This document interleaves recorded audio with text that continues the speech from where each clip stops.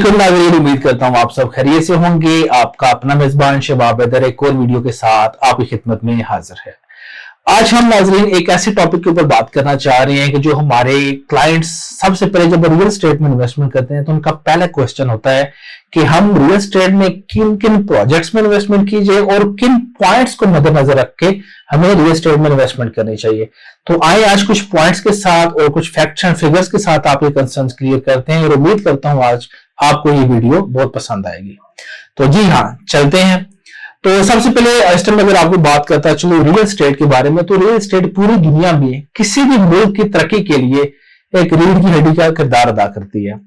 हमारे पास इंटरनेशनली अगर बात की जाए तो 2 से 3 ऐसी एग्जांपल्स हैं जो कि हर किसी को इस टाइम पता है।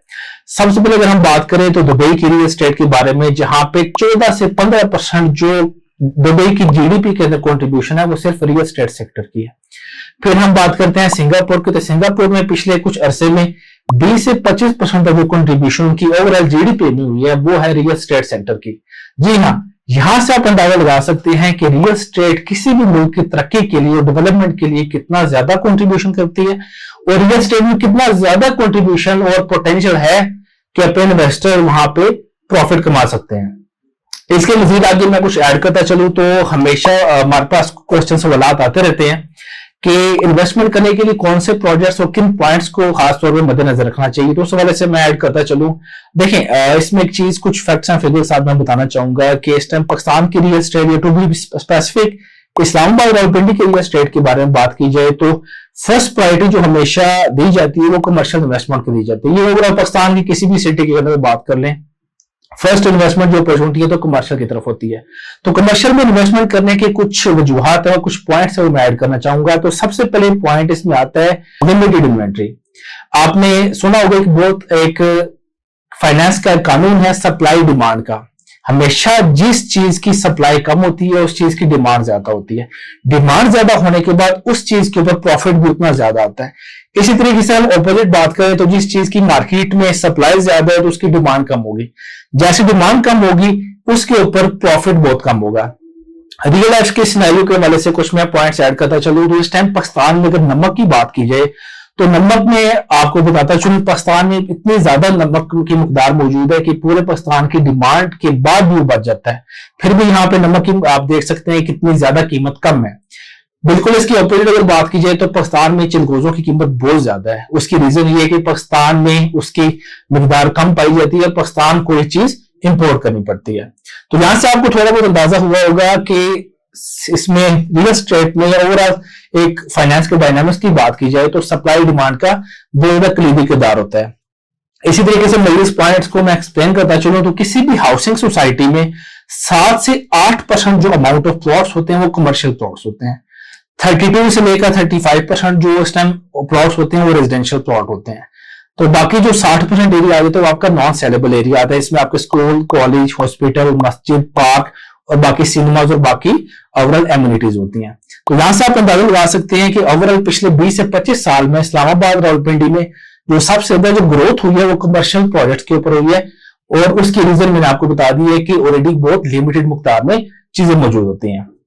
इसके बाद हम सेकंड पॉइंट की तरफ जाते हैं। तो यहाँ पे अगर बताता चलूं, हमेशा किसी भी प्रोजेक्ट के अंदर कमर्शियल जो प्लॉट होते हैं, कमर्शियल प्रोजेक्ट्स होते हैं वो सबसे बेहतरीन लोकेशन के ऊपर होते हैं। इसमें मैं आपको एग्जांपल के थ्रू अगर बताना चाहूं तो बैरियर टाउन फेज 4 की अगर बात की तो वहां पे सिविक सेंटर बिल्कुल बैरियर टाउन के सेंटर में मौजूद है, जिसकी वजह से आना जाना आसान होता है। शॉपिंग की भी बात की जाए, एक्सेस के वाले से बात की जाए तो तमाम वहां पे जो रहायशी है आसानी से वहां पे शॉपिंग भी कर सकते हैं, वहां पे इजीली उसको एक्सेस भी कर सकते हैं।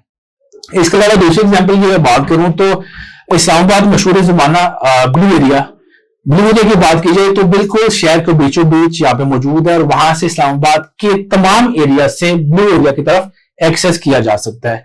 और इसी वजह से इस्लामाबाद में ब्लू एरिया जो है वो इस्लामाबाद की सबसे महंगी तरीन प्रॉपर्टीज में शुमार होता है। इसके अलावा अगर हम तीसरे पॉइंट की बात की जाए तो वो है more profitable as compared to residential projects. जी हाँ, इस टाइम 20 से 25 साल की अगर आज हिस्ट्री की बात की जाए इस्लामाबाद पिंडी में जो हाउसिंग प्रोजेक्ट्स बन रहे हैं वहां पे देखने में यह है कि कमर्शियल प्लॉट्स के अंदर या कमर्शियल प्रोजेक्ट्स में अंदर में की गई इन्वेस्टमेंट रेजिडेंशियल प्रोजेक्ट्स के मुकाबले में 4 से 5 गुना ज्यादा प्रॉफिट देती है। इस टाइम मैं अगर बात करूं कैपिटल स्मार्ट सिटी की, तो 4 साल पहले यहाँ पे 4 मरला कमर्शियल प्लॉट लॉन्च किया गया था जिसकी कुल कीमत थी 56 लाख रुपया, और आज 2024 में उसी के ऊपर 30 से 35 लाख रुपया प्रॉफिट ट्रेड कर रहा है। और वही आज से 5 से 6 माह पहले की अगर बात की जाए तो यही प्रॉफिट 50 से 55 लाख के ऊपर ट्रेड कर रहा था। तो यहां से आपको अंदाजा हो सकता है कि टोटल कीमत जिसकी 56 लाख थी उसी के ऊपर उतनी अमाउंट, इसका मतलब है 100% कैपिटल गेन आया था।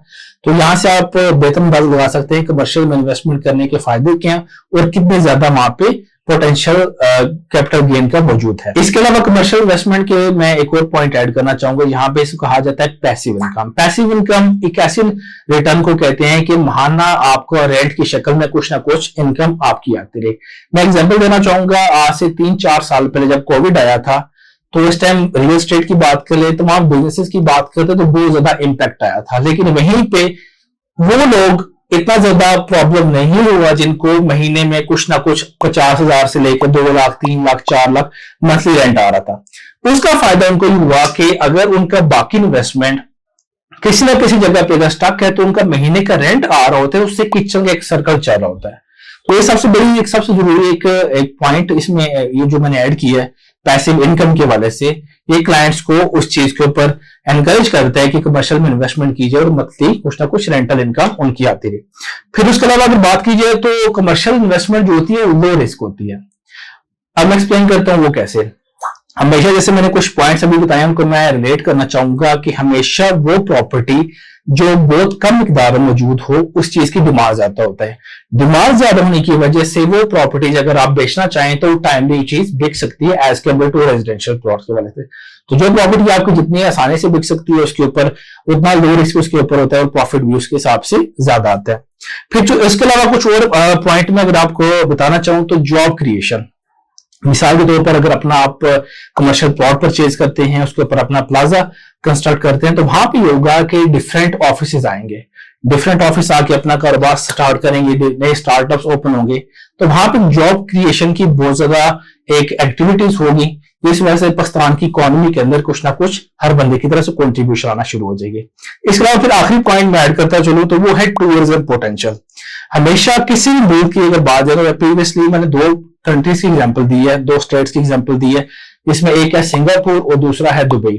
दुबई की रियल एस्टेट सेक्टर में बूम आने की सबसे बड़ी वजह यह है कि वहां पे टूरिज्म सेक्टर बहुत ज्यादा मजबूत है। पूरी दुनिया से लोग आके वहां पे इन्वेस्टमेंट कर रहे थे और वहां पे टूर कर रहे थे और एक्सप्लोर कर रहे थे दुबई की बाकी तमाम एरियाज को। इसी तरीके से हमेशा जिन एरियाज में वहां पे पोटेंशियल होता है टूरिज्म का, वहीं पे रियल एस्टेट की इंप्रूवमेंट और रियल एस्टेट की ग्रोथ के चांसेस बहुत ज्यादा होता है। इसी तरीके से रियल एस्टेट जहां पे अच्छा फ्लरिश कर रहा हो वहां पे इसी तरीके से, और जहां पे इसी तरीके से रियल एस्टेट फ्लरिश कर रहा हो तो वहां पे टूरिज्म का पोटेंशियल बहुत ज्यादा होता है, लीडिंग टूवर्ड्स जॉब अपॉर्चुनिटीज। तो जी हाँ, ये तो कुछ हमारे पास पॉइंट्स थे जिनको मद्देनजर रख के हम रियल एस्टेट में इन्वेस्टमेंट कर सकते हैं और हम देख सकते हैं कि रियल एस्टेट में कमर्शियल में स्पेसिफिकली इन्वेस्टमेंट करने के क्या फायदे हैं और किस तरीके से आप इन्वेस्टमेंट करके फायदा उठा सकते हैं। इसीलिए मैं कुछ एक पॉइंट ऐड करता चलूं कि हमारे पास कमर्शियल प्लॉट्स अवेलेबल हैं। कम से कम स्टार्ट की जाए तो 3 लाख रुपए डाउन पेमेंट से स्टार्ट हो और महाना सिर्फ और सिर्फ 35,000 रुपए इंस्टॉलमेंट है। इसका मतलब है कि रोजाना अगर आप 1 यूरो, 1 पाउंड या 1 डॉलर भी बचाते हैं तो अपने कमर्शियल प्लॉट के मालिक बन सकते हैं। मजीद तफसीलात के लिए दिए नंबर पे कॉल करें। अल्लाह हाफिज।